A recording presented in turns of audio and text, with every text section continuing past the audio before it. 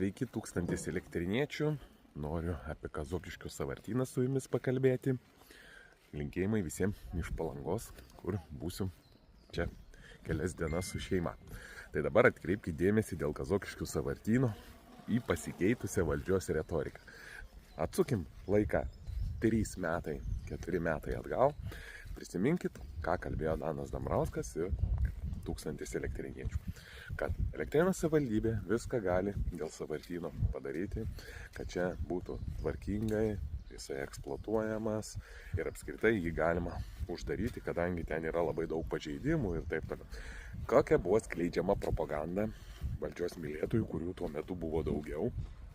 Ir patys liberalai skleidė visą šitą propagandą. Dambrauskas meluoja, savivaldybė nieko negali. Čia ne mūsų objektas, ir panašus dalykai, prisiminkit, ir nieko čia neuždarysim, ir čia taip toliau, ir mes čia rankų net nenorim kišti. Nes jie puikiai žinojo, kas ten vyksta, ir stengiasi laikytis su tokiu, kad jie čia ale ne prie ko. Aišku, jiems tas nepavyko, laikas bėgo, ir atkreipkite dėmesį, kas pasikeitė per paskutinius metus. Ar jūs girdėjot nors kartą, kad jie parašytų kur nors ir pakalbėtų apie tai, kad jie nieko negali? Atvirkščiai, atkreipkite dėmesį, kaip pasikeitė jų retorika. Retorika pasikeitė tokia, kad mes galim, mes rašysim, mes reikalausim, mes uždrausim. Ką aš jums visada sakau? Reikia pasitikėjimo 1000 elektriniečių ir Dano Dambrausko.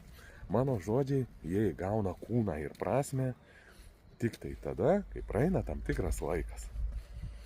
Ir praėjo laikas, apie tai jau jie net nenori kalbėti ir nenori prisiminti, kad jeigu ateis 1000 elektriniečių ir gaus sprendimo teisę su gyventojais, uždarys sąvartyną ir galės tą padaryti ir taip toliau. Tai jie jau tą retoriką, matot, visiškai pakeitė ir išbraukė. Dabar pakalbėkim apie tai, kas bus į ateitį, panalizuokime dabartinius jų veiksmus. Tai pasikeitusi jų retorika jau parodo jų silpnumą, aišku, čia rinkimai daug ką lemia, ir apskritai nėra jau pasakot apie tai, kad jie nieko negali.